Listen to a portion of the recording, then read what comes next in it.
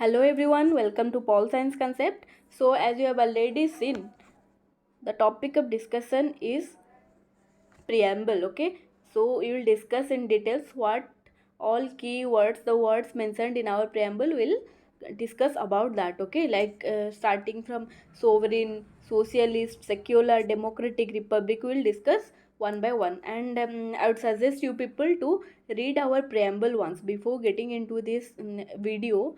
You just read our preamble once. Okay, so starting with sovereign. What is sovereign?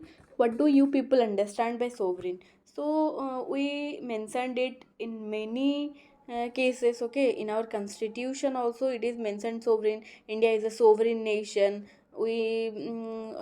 In news also we see that India is a sovereign nation. We take our own decision. We are not influenced by other countries. Okay, so what do you mean by sovereign? Sovereign is basically, that means that we are free to conduct our own affairs. Okay, we can, no one can influence us to, or no one can force us to take our decisions in a certain way. Okay, we are the authority and there is no authority above us. Okay, that's what exactly mean by sovereign. Sovereign means there is no authority above us. Okay, and we are free to conduct our own affairs. And it is India is an independent state. This also means sovereign. India is an independent state. India is neither a dependency nor a dominion. India doesn't depend on anyone. It doesn't come under any other nation. Okay, there is no authority above it, and India is free to conduct its own affairs, right? So this is what the meaning of sovereign is. Okay, and in news, in current affairs, we have seen that what USA sometimes try to force us to, what, that you should not buy oil from USSR. Okay, but what do? We don't listen to USA, or we don't come under the pressure of USA. Why? Because we are a sovereign nation and we are free to take our own decision. And we are we are importing more oils from USSR right now. Okay, so why we could take that decision? Because our country is a sovereign nation. Okay, and there rise a question that after what, in 1945, when India joined UNO, United Nation Organization, India become a part of Commonwealth. So it raised a question that India will lose its sovereignty. But this is not the case, because these are just extra constitutional things. Okay, so it will not affect the sovereignty by joining an organization or institution. We are not going to lose our sovereignty. Okay, so and we are a sovereign nation, and we can, what, we can acquire the territory, or you can cede our territory also. What does that mean? That means we can acquire the territory. Like if yesterday if tomorrow, sorry, if tomorrow we'll go and acquire some territory of China. Okay, we can acquire that because we are a sovereign nation. Okay, so we'll not do that kind of thing what China do, that China just woke up and he claimed that this territory is mine. So we don't do that. Still, I'm telling you, India can acquire the territory, and India can cede some territory to other countries also. Okay, that means what? Cede means India can give its territory to other nations also. Okay, so there are provisions, there are amendment, and those kind of provisions are there, but India can do this. Okay,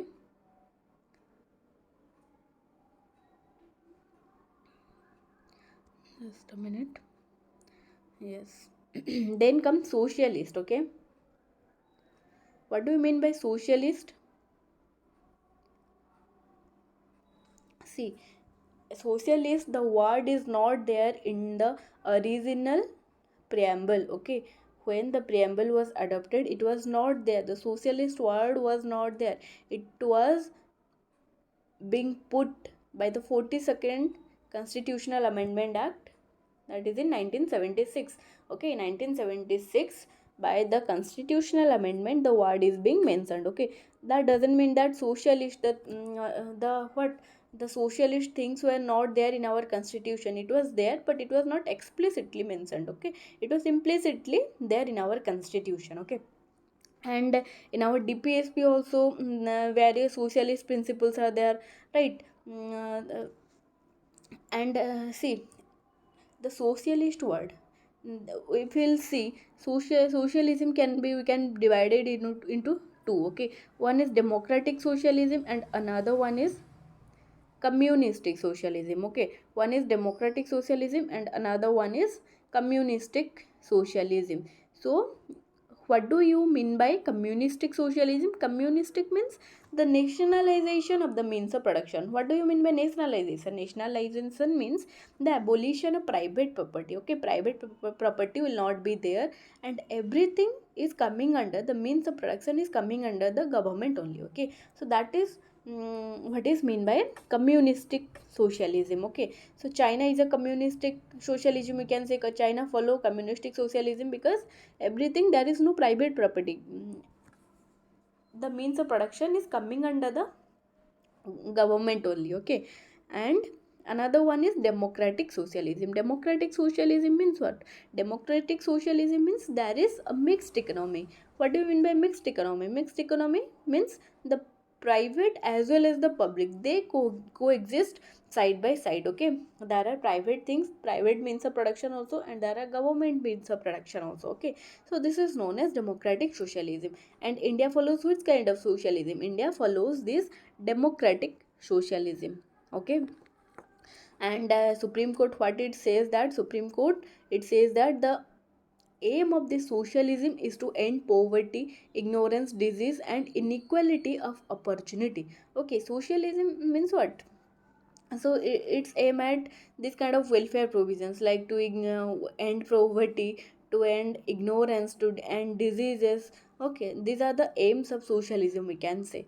Okay, and also what even I said that even it is mentioned in 1976 only, but before that also this kind of the socialism, the idea was implicitly mentioned in our constitution. Even in 1955, the Awadi session of Congress, that they also mentioned that India will follow the socialism. Okay, so and what, see, another thing, Indian socialism is a blend of Marxism and Gandhism, and it is heavily leaning towards Gandhism. Okay, we follow Marxism as well as Gandhism, but we are leaning more towards Gandhism. Okay, so Marxism means what? The means of productions are not coming under the government. Okay, this kind of things, and Gandhism is talking more about that the means of production should be in the hand of the what the in the Indian people, and these kind of things are mentioned in Gandhism ideology. So we follow a blend of Marxism and Gandhism. Okay, but we are leaning toward, but there are more Gandhism ideology we follow. Okay, and another thing, that LPG reforms, the 1991, the liberalization, privatization and globalization came. It is a it, we can say, it diluted the idea of socialism. Okay. Mm.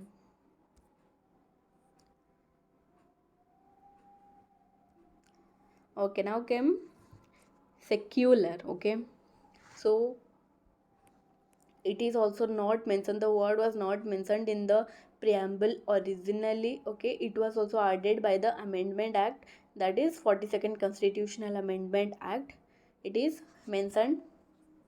Okay, so in this 42nd constitutional amendment act is also known as mini constitution, because there are so many things amended in this year that this is called as mini constitution. Okay, and about secularity, where you can see the fundamental right, the fundamental right given to the people under article 25 to 28, it is ensuring the secularity of our country. You can just go and read about articles 25 to 28, how it is giving certain rights. okay, and how these rights are ensuring the secularity, okay. And we can say the see, we follow a positive conception of secularism. How this is positive conception of secularism, I'm saying, because see, in western countries what happened, they completely separate the religion from the constitution, okay. Constitution or the politics is completely different, completely they separated completely from religion from this politics, okay. So state do what, state don't interfere in any kind of activities of religion, there is complete separation. But if we will see in our country what happened, because we have a multi-religious country, okay, there are hundred and we can say there are lots of religion the people of India follow, okay. So what government do is government just it don't it shows equality to all. That means in some cases it helps the religious, some religious kind of things also, like in what in the government of India sometimes help the Amarnath Yatri, sometimes help the Hajj Yatri, okay. So it shows what equality to all, it is not loyal to any particular religion, okay. So that is a separation, okay. But that is, we still support some activities, okay. That is known as positive conception of secularism, okay. That means all religion have same status, and government sometimes support the religions also, but not that supporting one religion over the other, this is not the thing. Government so equality, okay. So this is what positive conception of secularism is all about, okay. And what the law minister, the former law minister HR Gokhale, he talked about that that our constitution give freedom of liberty, freedom liberty of faith, worship, okay. And what the state has no or nothing to do with religion except treating every religion equally, okay. So this is what I said, the positive conception of liberty. We, the government of India only show equality to every religion, okay. And the state has no foundation of religion. That means see, many countries have their state religion, like Pakistan is a Islamic country. So many countries have their foundation of religion, but in our country there is nothing like that. We don't say we are a Hindu country, or we are a Muslim country, or we are a Sikh country, okay. So there is no state religion, we can say, in our country, okay.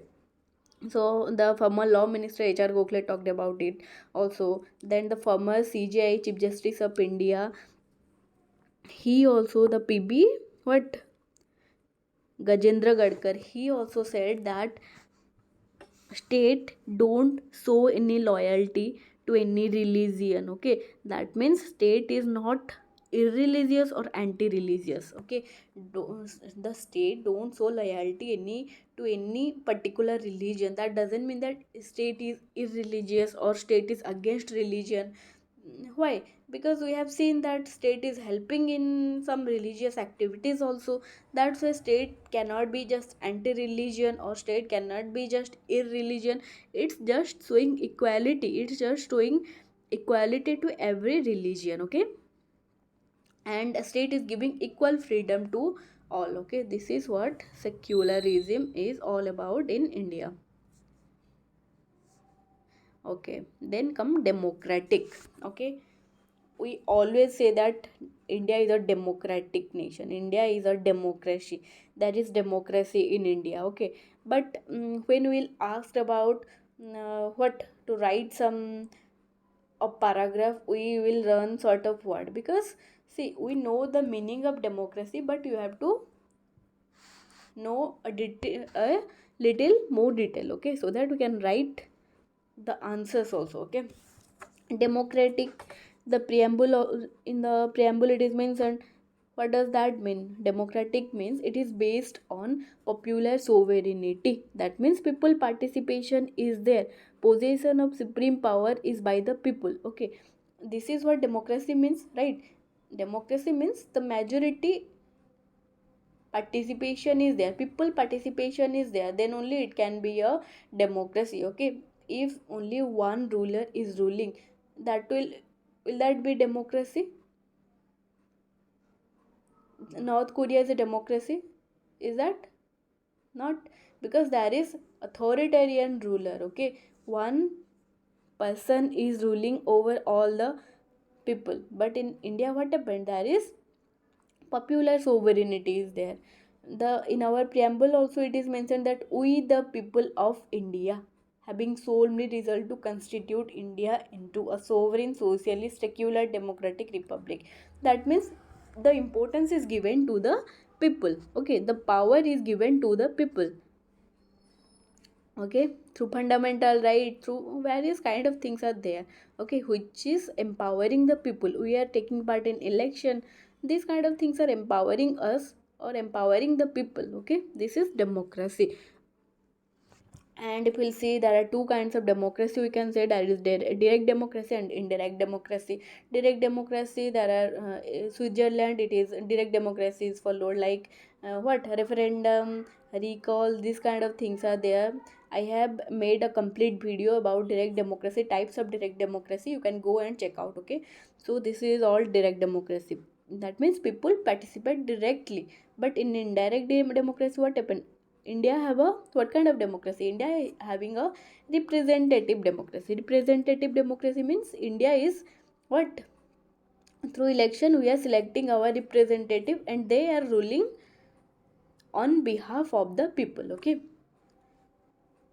so we are selecting the representatives and they are ruling on behalf of us, because not everyone can see if we will if everyone will say I will what I will rule, I will make rules, I will I'll be doing that. This cannot be possible. There should be someone who will be representing a group. Okay, so that this is also a participation of all. Okay, so India follow this representative democracy, and this representative democracy we will see also we can divide into two: parliamentary democracy and presidential democracy. But we follow parliamentary democracy. Okay, and presidential democracy is where USA there is presidential democracy. Okay, so see, Indian Constitution is a representative parliamentary democracy. Okay, what does that mean? Why we are saying that India is a representative parliamentary democracy? Because what? Here executive is responsible to the legislature. There is universal adult franchise. Everyone having a what right to vote. This is known as universal adult franchise right. Right. Everyone above 18 years old is eligible to vote or to select its representative. This is known as universal adult franchise. There is periodic elections are held. Okay, time to time periodic elections are held. There is rule of law. There is independence of judiciary. There is absence of discrimination on certain grounds. Okay, these things, these elements or these rules are ensuring the democratic nature of India. Okay, and in our preamble also it is written what about democracy, that democratize democracy, we can say we can divide it into three categories. Okay, that is we can say political democracy, social democracy and economic democracy. Right, political democracy, that I have said, that is universal adult franchise, periodic election, these are only we have the right or we have the power to participate in the election. These are the political thing, we can say. The social thing, you will see, social thing is it's like a way of life. Okay, and it recognize what? Social democracy recognize liberty, equality and fraternity. Okay, we'll see this we'll explain this trinity in details also in the next slides. See, these things ensure the social democracy. Okay, and we call it trinity: liberty, equality and fraternity. We call it trinity. We'll discuss. See here, Liberty, equality, and fraternity. These things are called Trinity. We'll discuss it in detail, okay? Then come Republic. Okay, then come Republic. What do you mean by Republic? Republic means what? Republic means we are having a elected head. Okay, the opposite of republic is what? Monarchy. In monarchy, what happened? In monarchy, what happened? There is the ruler. It's selected, hereditary. Okay, one is the king. Next king will be the son of the king. Okay, this is known as monarchy. This is not, that means the head is not elected by the people. But in republic, what happened? Republic, the head of the state is elected. Okay, that means in republic, elected head is there. And another features is vesting of political sovereignty in the people and not in a single individual. Republic means what? Vesting of political sovereignty is in the people and the power is not with a single individual. This is the features of republic. And what else? Absence of privileged class and political offices are opened to every citizen. Okay, republic, what you just understand, try to understand what is republic. You just remember the opposite of republic is monarchy. We have do you feel do you what follow monarchy? Not, monarchy was there before, but after independence, what we are become a republic, we are having a elected head, right? And the political sovereignty is in the people, it is not in a single individual. There is absence of privilege, no one is treated what treated like privileged over the other. Okay, the political offices are open to every citizen. This is the features of republic. Then come justice. Okay, what? There are fundamental right given to us. Fundamental right ensure the justice. The DPSP, there are many kind of what, that many kind of things are there, many kind of provisions are there which ensure the justice, like equal pay for equal work. These kind of things ensure justice, right? So what, in preamble it mentioned about three kind of justice, right? Preamble, it is mentioned about three kind of justice. What are those? Social, economic, and political, right? So we'll discuss that. What do you mean by social justice? Social justice means what? Equal treatment to all will be treated equally without social distinction based on caste, race, sex, religion. Okay, based on certain things, no one can be treated, or no one will be treated inequally. Everyone will be treated equally. Okay, and there will be absence of special privileges to particular sections. Okay, you cannot just give privilege to a particular section over the other section. Okay, but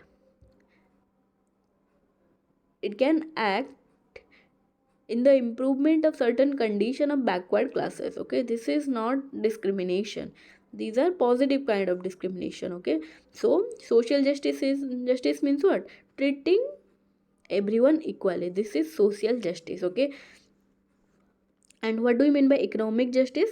Economic justice means there will be no discrimination based on economic factor. Okay, there will be elimination of inequalities in wealth, income, and property. Okay, so that's why only government what tax the rich people. Rich means the people having a certain level or certain amount of income.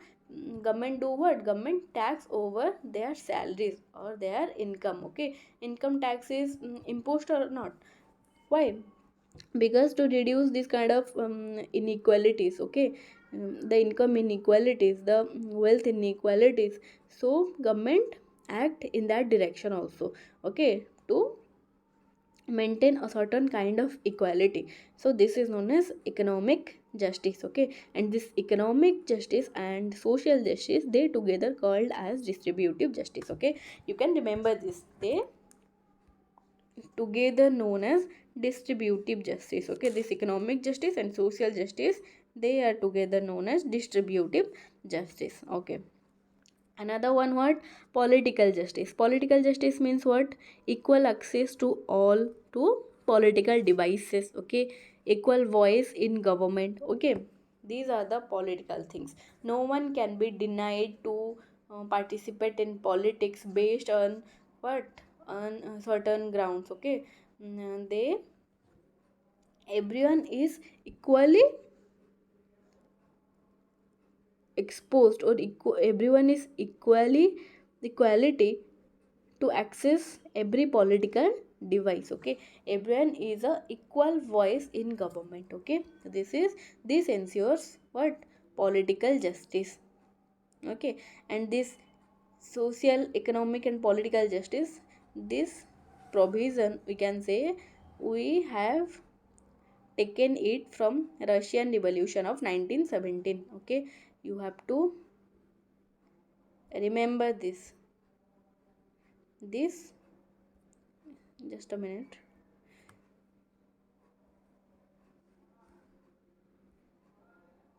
This we have taken from Russian Revolution of 1917. Okay, okay, I think we are going a little bit slower. Okay, liberty. Okay, then come this liberty. What do you mean by liberty? Liberty is basically, whenever one use this word liberty, we will compare it with freedom. Okay, you are given the liberty, that means you are given freedom. Okay, freedom is given to you. Okay, this is what do you mean by liberty, right?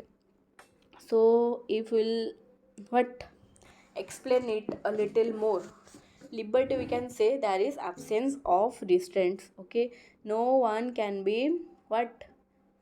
Forbid, or no one can restrain you from doing certain things.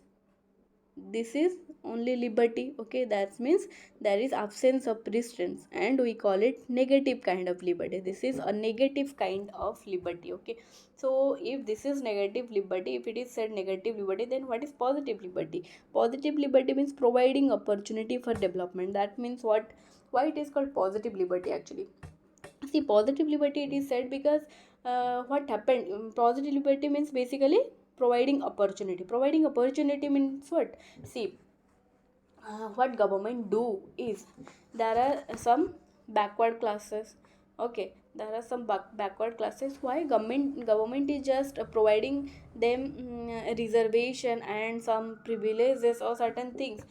Why? Because government is just providing, they were suppressed for so long that they lose the capacity to fight for themselves, to reach to a certain level. The backward classes are so suppressed that they could not just what? They could not access education. So government is doing what? Government is providing reservation so that they can, by using this opportunity, by using this provision, they can at least get their education. Okay, that, this is what giving opportunity means, right? So positive liberty means you have the capability. Okay, you have the capability, you have the skill. See, you have the skill, you have the knowledge, but you are not capable. Why you are not capable? Because there are some social issues, there are some social issues. Because of that, you, even after having skills, even after having knowledge, you cannot reach to your, you cannot access certain things. There come the government. Okay, that's where government came to provide a opportunity. Okay, this is, that's why it is known as positive liberty. Okay, and negative liberty means there are absence of restraints. Okay, And preamble also it is mentioned that what liberty of thought, expression, belief, faith, worship, these are given to what these kind of things ensure the liberty, like we can you can mention that yes, liberty of worship is given under fundamental right. Okay, this, while writing an answer you have to mention these things. Okay, preamble it is mentioned, then which other provisions are ensuring this liberty. Okay, fundamental right, like I said, fundamental right, this is ensuring to a great extent the liberty of individual. Okay, and this liberty doesn't mean that license you are having. In fundamental right it is said that you are having the right to what, right of speech, right to freedom of speech, you are given the right to freedom of speech.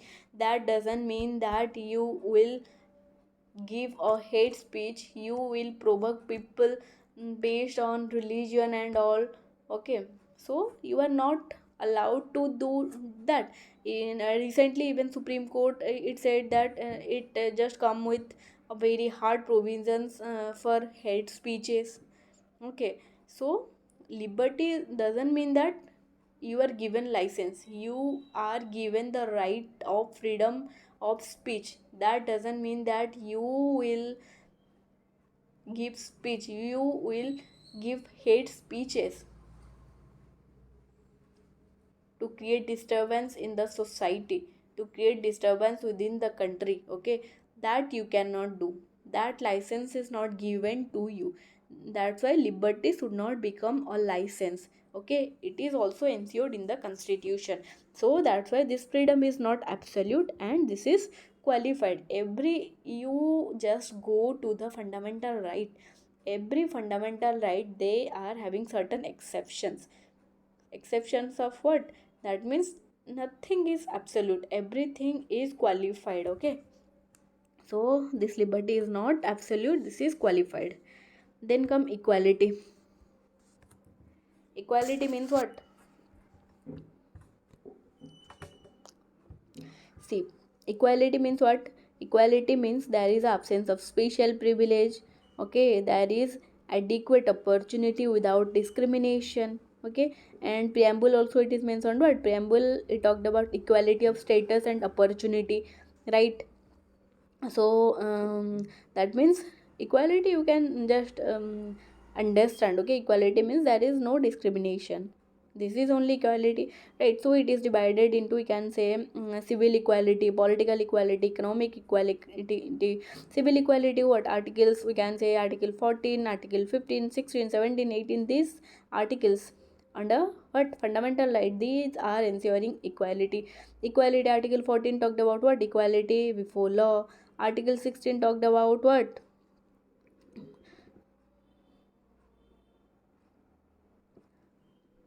Providing employment opportunity. 17 it talked about untouchability. 18 avoiding what? Abolition of what? The titles, right? So these articles are ensuring equality. Okay, while writing answer I am telling you just to understand the things and you can write an answer.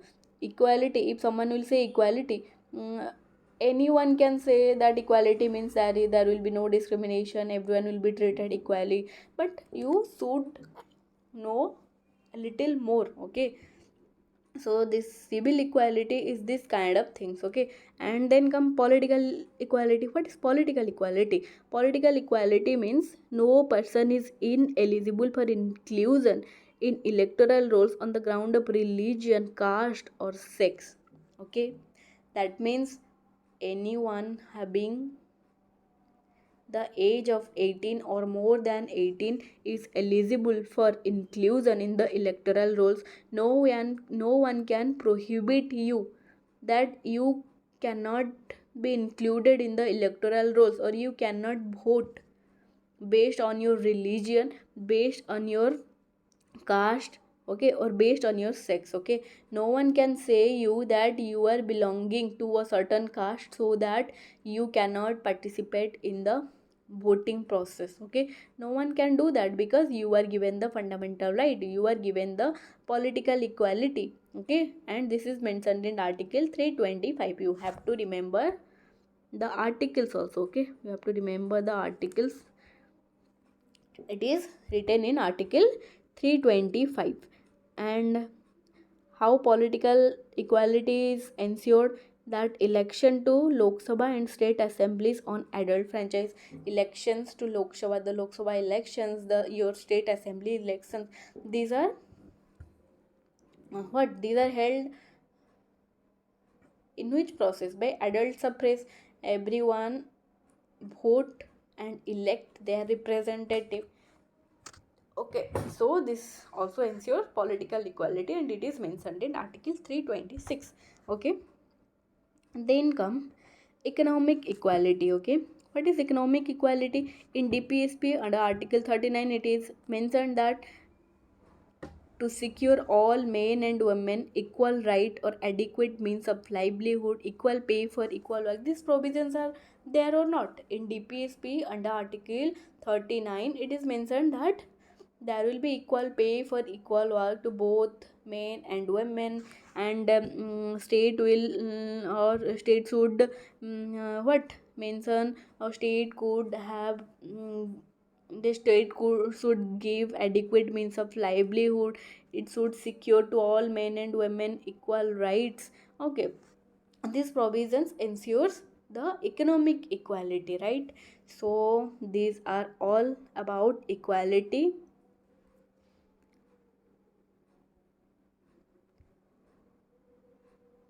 Then come fraternity. This is the last slide, I think. Okay, fraternity means what? Fraternity, when someone said it, you just think it as brotherhood. Fraternity means what? Brotherhood.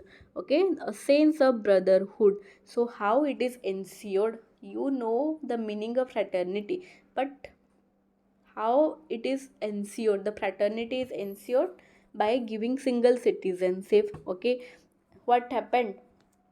In our country a single citizens provision is there, unlike USA. Okay, in USA what happened, there are separate citizenship. There is one citizenship for states and there is one citizenship for the country. Okay, there are there they have two citizenship, but in India what happened, we are only the citizen of India. Okay, that the provision of single citizenship is there, and this ensures a what? Brotherhood.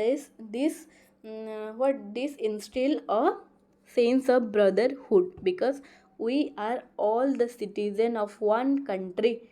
Okay, this is ensuring the fraternity. Then in fundamental duties 51A it is also mentioned that it is the duty of all to promote harmony, spirit of common brotherhood. Okay, by transcending religion, language, this kind of diversity. By transcending these diversities, it is the duty of everyone to promote harmony and the spirit of common brotherhood. This is your duty. This is your duty to promote harmony and the spirit of common brotherhood. In fundamental duties also it is the provisions for women is there. See, fraternity is basically in the preamble. If you will go and see, it is mentioned that fraternity is there to assure the dignity of an individual and the unity and integrity of the nation. It is talked about the individual, and on the other hand, here I have written, I think, yes, see, it is the preamble. The fraternity word is ensuring, it is for individual, and on the other hand it is for the whole nation also. For individual, what it is doing? For individual it is ensuring the dignity, and for nation it is ensuring the unity and integrity of the nation. Okay, how it is ensuring the dignity of individual? Like I said, uh, under fundamental right it is mentioned about protecting the dignity of women. You should not do certain kind of things which will which will abrogate or which will go against the dignity of women. Okay, it is ensured in the fundamental duty. The duty is given to everyone. Okay, and see, according to K. Munshi, who was a member of Constituent Assembly or drafting committee, he was a member of drafting committee. Okay, he talked about what he talked about to ensure the material.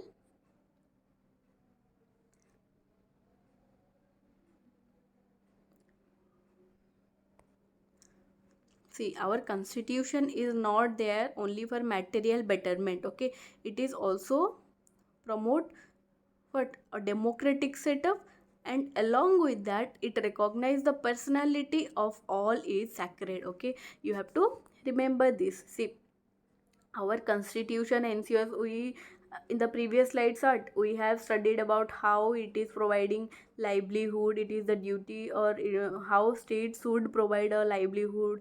So these provisions are ensuring the material betterment of an individual.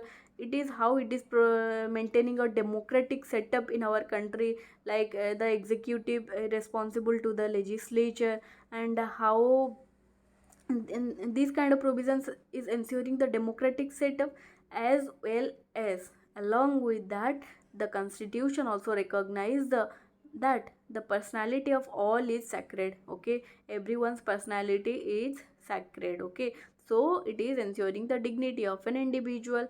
So in our fundamental right provisions are there, in our DPSP the provisions are there. You have the right to be silent in the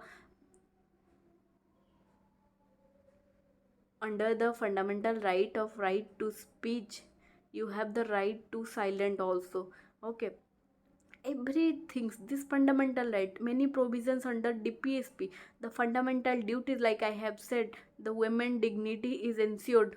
Okay, what does it is mentioned that renounce practices that are derogatory to the dignity of women. It is the fundamental duty of everyone. You should not do certain kind of things which will be derogatory to the dignity of women. So dignity of individual is ensured. Okay, and the unity and integrity of nation is also ensured. How? The fundamental right, it is mentioned that to uphold and protect the sovereignty, unity and integrity of India. This is your duty. This is everyone's duty to protect the unity, integrity, sovereignty of India. Okay, so this integration also we can divide into psychological, another one is territorial.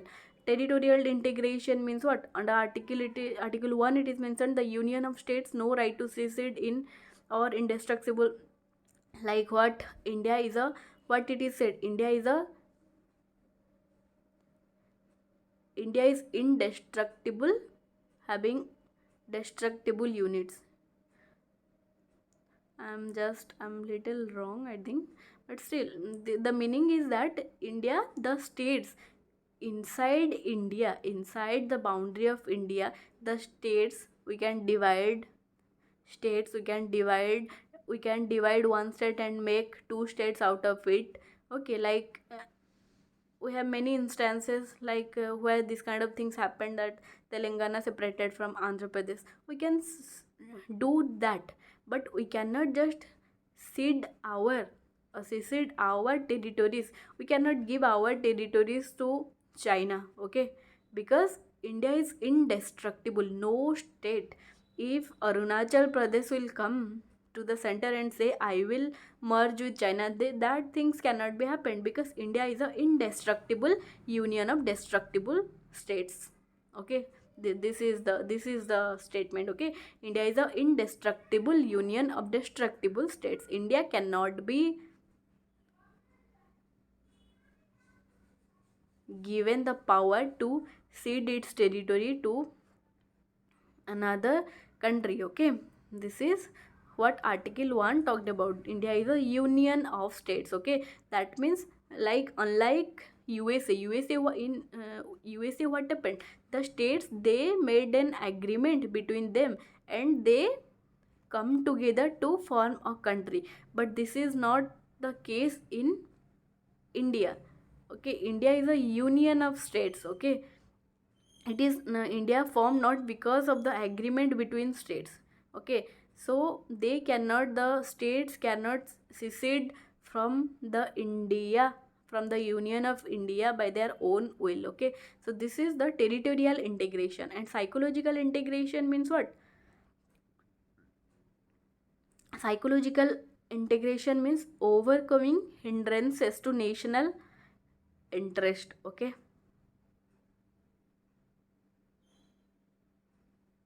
national integration, that means what are the hindrances to national integration? Communism, regionalism, casteism, linguism, secessionism. These kind of things are hindrances to our national integration. Like in different parts, in Khalistan movement is going on. What this is, what secessionism is, they want to make a separate country of their own by seceding from our country. Okay, so these are the hindrances. These kind of things are hindrances to our national integration, yes or no? So this regionalism, loving a region more than the country, so these things are dividing the country, the casteism. Okay, so extreme forms of loving certain things or loving certain region. You are loving the region more than your country, that you want to make that region a separate country. So these things are hindrances to national integrations. These psychological factors of hindrances to integration, this can be tackled by promoting fraternity, yes or no? So these are all, it become too long, so we'll end it here only. Okay, and you people, if you people find it helpful, then you can subscribe the channel and you can share with others also. And this is, I can say, this is a very detailed video. Okay, after just going through it, you will have no doubt, I think. Okay, still if you are having facing any doubt, or if you are having any doubt, you can ask me in the comment section. Okay, so that's all. Thank you. Jai Hind.